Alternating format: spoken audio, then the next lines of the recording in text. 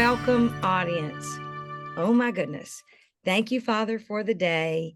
And thank you for our amazing global audience and for their stories.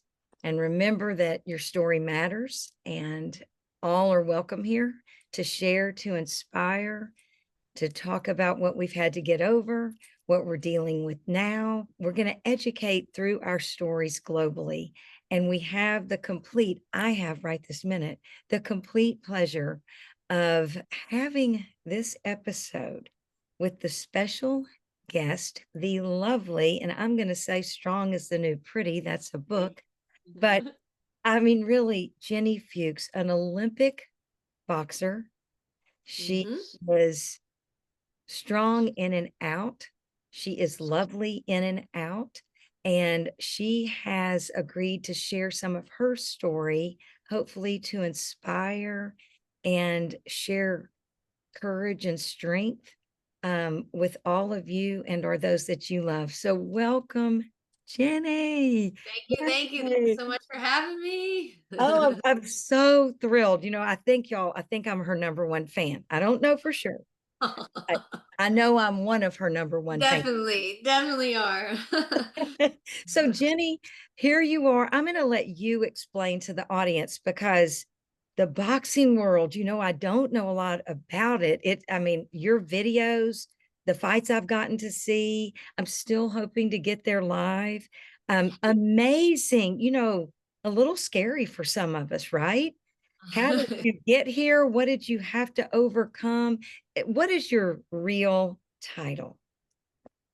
So my title in the boxing ring is Captain Ginny Fuchs. And I got that name because I was actually the captain of the 2016 Olympic team. So I'll get to that, but that's where that name comes from.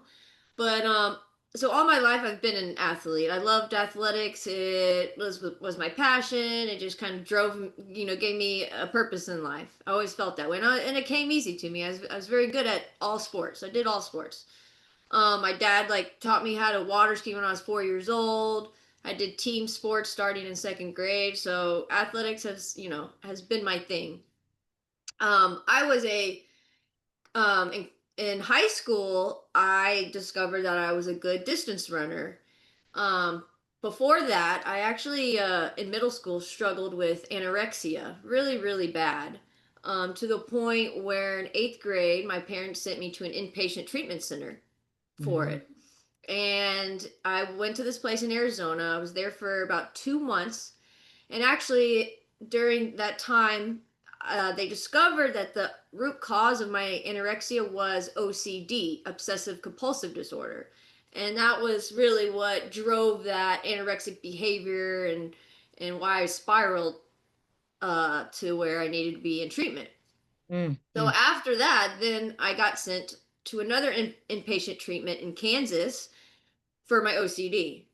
Okay. And I was there about a month, and that was right before high school.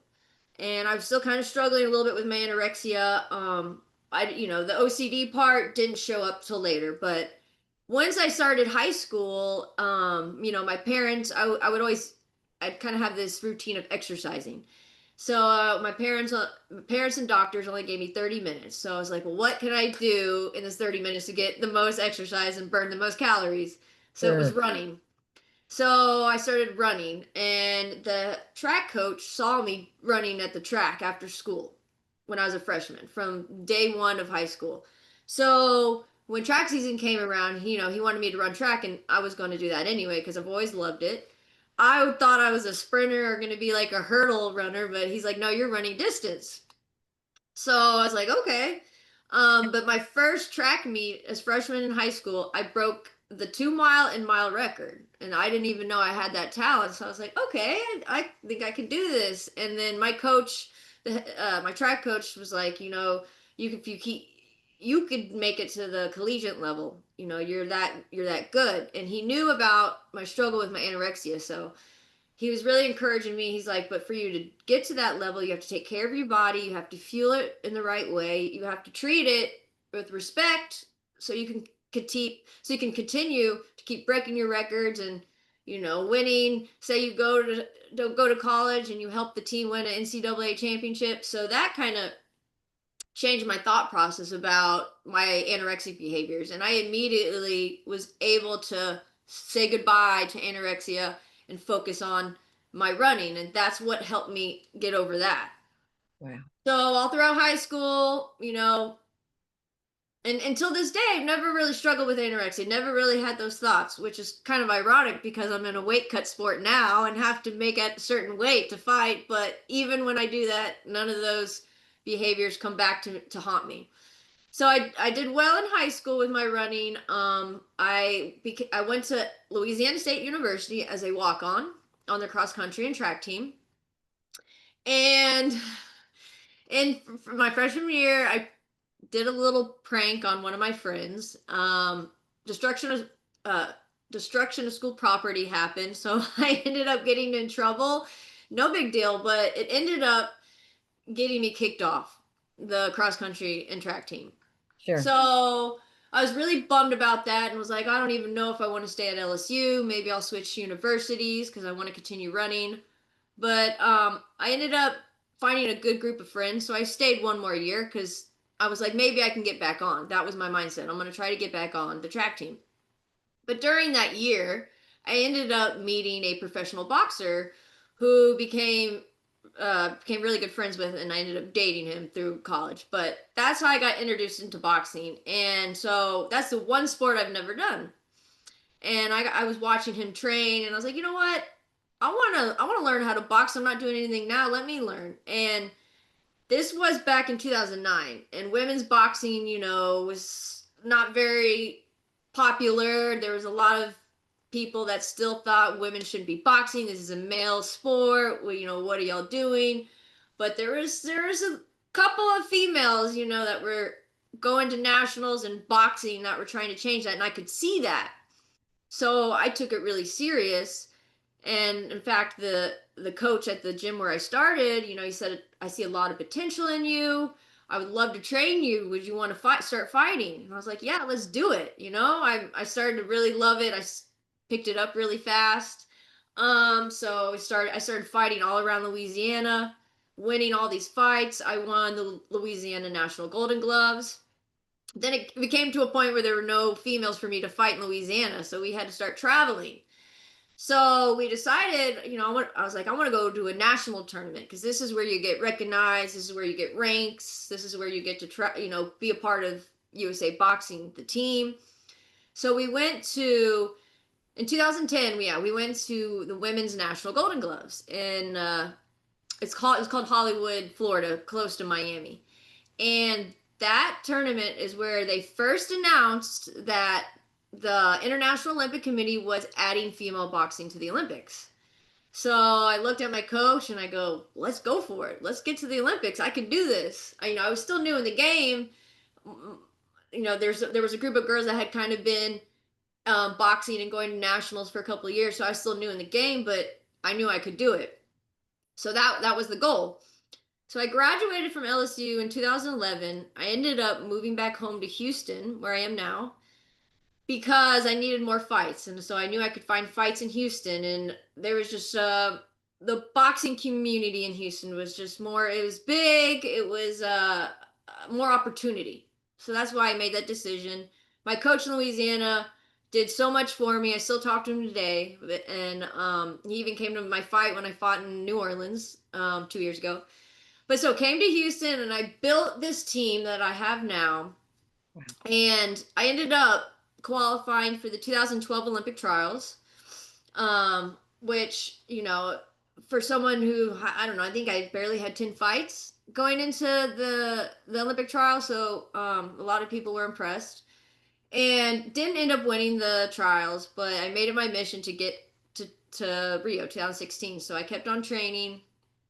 I would go to nationals every year during that four year period before the next, always making it to the finals, always came close to winning, but I kept losing to the number one girl. Every fight was a split decision. It was very controversial decisions too. There's so many people in USA Boxing that said you should have won that. but it is what it is. That's boxing for you. If you don't watch boxing, you get bad calls all the time. Oh, So I trained hard for and got ready for the 2016 Olympic trials. Again, I had qualified for the trials and was ready to go, was ready to really finally beat this girl that I had kept on losing to at nationals. And the Olympic trials is a double elimination tournament. So if you lose once, you go into the losing bracket and then you can build yourself back up to the finals. uh, So that tournament did great. I won my first two fights. My third fight was against the girl that I've always lost to, and I beat her. So first, yeah, and so I still had to go. And so what that fight advanced me to the finals, and she ended up winning herself back where I would meet her to the finals, right? wow. So fighting her twice in 1 week, and I ended up beating her again, and winning the 2016 Rio Olympic trials. To this So day, fun. it's one of my Covered. I am covered in chills. Okay, way to go.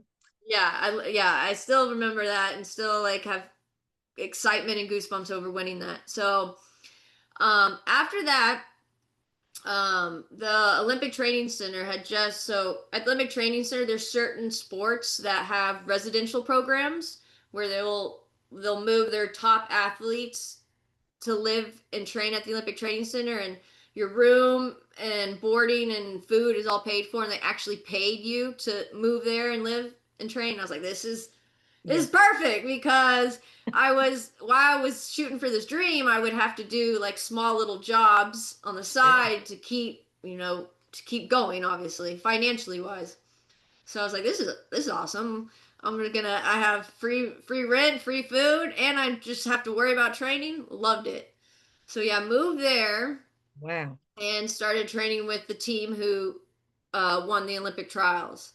So in boxing, though, a lot of people don't know this because I didn't get to compete in Rio. People are like, "But you won the Olympic trials." I'm so confused. In boxing, you win the once you win the Olympic trials, you still have to qualify your weight class Oh, for America in an international qualifying tournament oh, against so I'm fighting other countries to qualify my weight class for the Olympics. my God. So there was two qualifiers. I ended up coming short in both. So I didn't make so I won the Olympic trials, but I technically didn't make the 2016 Olympic team. Right.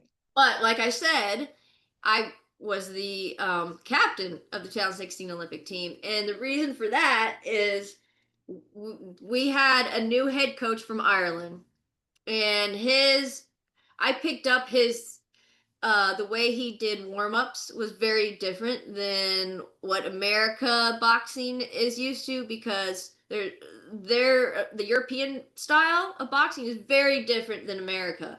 So Okay. his little exercises were just different, and it was actually really hard for Clarissa and Shakur. Like it was hard for them to get the exercise down, but I just picked it up really easily. So he had me help the team do the warm-ups and lead the warm-ups every time. And I guess that kind of put me in a leadership position. And even though I didn't qualify, they said, "Well, we want you to be the captain of the team and still go to Rio and support the team." So I was lucky. I was lucky enough. I was the only person. There's some other guys that didn't qualify. Obviously, Michaela and Clarissa did qualify, but some other guys didn't. I was the only one lucky enough that still got to go. So Wow. I appreciate that. That says a lot on Yeah. that level. That says a lot, Jenny. Incredible. Okay. So, and that was what year again? So that was the 2016 Olympics, Okay. right? So, and after that, because my plan was, all right, I'm in my mind, I'm going to make it to Rio. I'll win a gold and then I'm going to turn pro. That was my plan, right? Sure. Well, none of that happened. So, I sat down with my coach here at home in Houston, and, he's like, when you came to me, you said the first thing you told me was you want to win an Olympic gold medal. That was your main goal. It wasn't, I want to be a world champion. That was the first thing you said to me. He's like, so, if if you go pro, that then you can't go back. Right. So remember that. He's like, he goes, I respect your decision, but just remember, if you go pro, you can't go back. And I was like, you're right. I've always wanted to be an Olympian since I was a little girl. I Mm, just can't. And I was so close. I was so close. I was like, I can't just pass this opportunity up again. So I decided to go for another Olympics, which was Tokyo. So I stayed in Colorado Springs. I lived at the Olympic Training Center, trained there for all those years. And so during this time, though, and I was doing good. My boxing was good. We would go to, like, I would go to 4 or 5 international tournaments every year. And one year I was undefeated the whole year. I won gold at every tournament. So I was on fire. Around the year of 2018 was a hard year for me with my OCD. hmm And I don't know necessarily, and I still try to figure this out, why it spiraled again, why you could say why I relapsed, why my hmm OCD kind of took control over my life, and I wouldn't say it made it debilitating, but in ways I like stuff, taking a shower and brushing your teeth were so hard for me. It would take me hours and I couldn't get out of it. I got stuck in trying just to be, because with my OCD is clean, being a feeling of a desire of having to feel clean. And if I don't feel clean, it's a panic feeling. That's where my anxiety just goes up to 100. So, yeah, so in 2018, it started to kind of get worse and worse and worse as the year went on. So in 2018 in November was the women's world championship in India. And going to India, I don't know, probably could have triggered more of my rituals getting to a uncontrollable state. I don't know if you've ever been to India, but it's not the it's not the cleanest country. It's very hard. And Yeah. we were at the capital, New Delhi. So there's a lot of population there, and the air, you could see the air. It's very polluted, and it was a hard environment for me and my OCD. Sure. I still Sure. did very well at Worlds. I won bronze. I even got extremely sick. Have you heard of the Delhi belly? No, but it sounds a little bit like Montezuma's Revenge and that sort of thing. Yeah, it's a lot of people when they go to India might get that from whatever they ate, the bacteria. It's called the Delhi belly, and Uh, I couldn't eat anything. mm, Nothing. I couldn't keep anything down. I think I had like my fever got to 104 degrees, and this was before the tournament started. So luckily, I got on this antibiotic right away, and it helped me be able to kind of. I mean, not at first. My first fight, I was pretty sick. But I got 2 days after that first fight, thank goodness. So the antibiotics had more time after my first fight to kind of help me get well. wow. So yeah, so I had to deal with that too. But yeah, luckily I got a bronze. Um, Incredible. And you hadn't had a yeah, thing to eat. right. Yeah, the rest of that trip, all I had was oatmeal that our dietitian brought because I was scared to eat anything. Sure. I just Sure. because I didn't want to get sick anymore. So yeah, the rest of the trip I just ate oatmeal. Oh my God. So, but yeah, so when I got home after that, and I could see throughout the year, even my coaches, I'd go to they knew about my OCD, and so same with my teammates, and I went to, I guess they could see some days I was very anxious, and they're like, "Are you doing okay?" I'm like, "I'm just having a hard day with my OCD, but I'm here," Yeah. and they saw it more and more. My Mm, anxiety get worse and worse, and happen more and more throughout the year. mm. So after the Worlds, we got to go home for a while, but then we had nationals in December. And it isn't this way now, but you had to win the USA Nationals every year to keep your number one spot on the USA boxing team. Oh, Now wow. it's different, but back when I was amateur, it was like that. So I had to win nationals every year, right, to prove myself that I'm still number one in the country. Wow. So leading up to that tournament, again, my OCD is really, really bad, really, really bad. But I got to nationals and won nationals, kept my spot, went back to Colorado Springs to get ready for the beginning of the year, which we always go to this tournament in Bulgaria. And um, camp was hard for my regarding my OCD. Mm-hmm. Went to Rio, sorry, went to Bulgaria, did well, won the tournament Wow. again. And but when I got home, um that's when it really like became debilitating. Mm. My OCD started to become very debilitating. I had a week there where I literally could not. So I have these cleaning rituals I do, whether it's washing my hands, washing my face, brushing my teeth.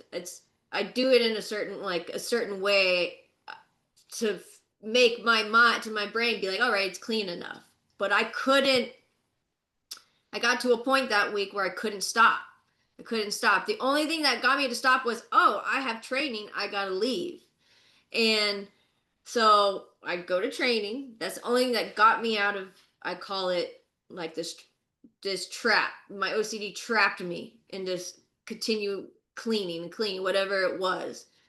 So yeah, the only thing that got me out was going to training, and then I'd get back to my room and continue whatever my OCD was telling me I had to do. I had to do, or you're dirt. You're not gonna get clean. You got to do this. You got to do this. And I really literally kind of had like out of body experience where I could see myself doing it, and I'd be like, "Stop, Ginny," but I couldn't stop. It's like I couldn't stop my physical movement of cleaning. It was crazy, and it scared me. Oh my I God. like I didn't have this in middle school when I got inpatient for OCD. It was a different kind of feeling of It sounds like a lost whole nother control. level.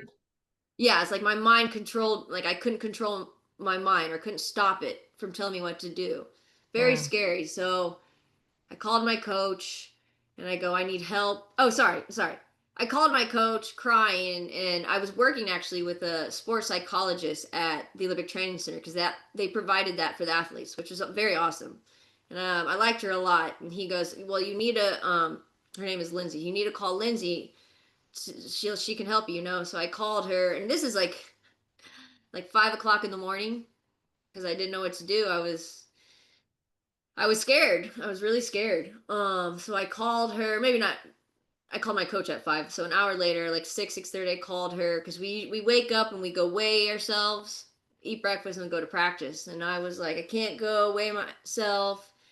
I really need help. I was in a very height state of anxiety, like a flight or fight kind of state, and I didn't know how to calm myself down. So she came and picked me up and took me to the hospital, which is actually right next door to the training center.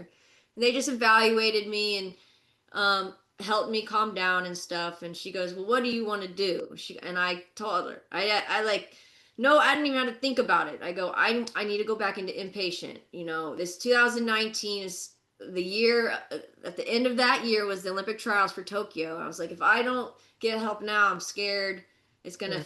it's fine. I've always had this fear that or told myself I'm never gonna let my OCD creep into my boxing and affect my boxing. Boxing will always be the will always oversee my OCD. Yeah, right. My OCD won't empower my boxing. My boxing will be that thing that keeps me strong, keeps me moving, keeps me, you know, focused and going in life. And Wow. so that's why I got scared because like, oh my gosh, I feel like my OCD is starting to creep into my boxing, and I don't want it to affect it because that's what I live for, kind of thing. Yeah. So I told her I want to go into inpatient, and luckily the inpatient treatment center I went to in Kansas in middle school had moved to Houston.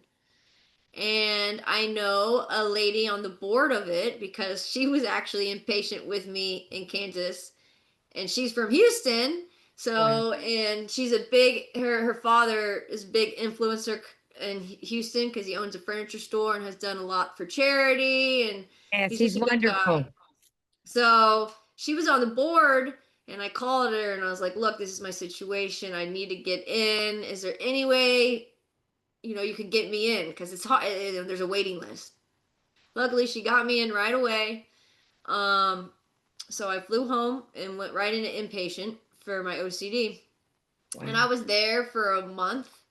because then we started having because that was the year of the Pan American Games as well, and I didn't want to miss that because that's almost as important as Worlds. Not as important, but almost as important as a Worlds. So I went there for a month, and it kind of restarted me. It helped me kind of uh not be so controlled by my OCD. It's still, a month wasn't long enough, but it got me to a point where I could kind of reboot and restart and focus again.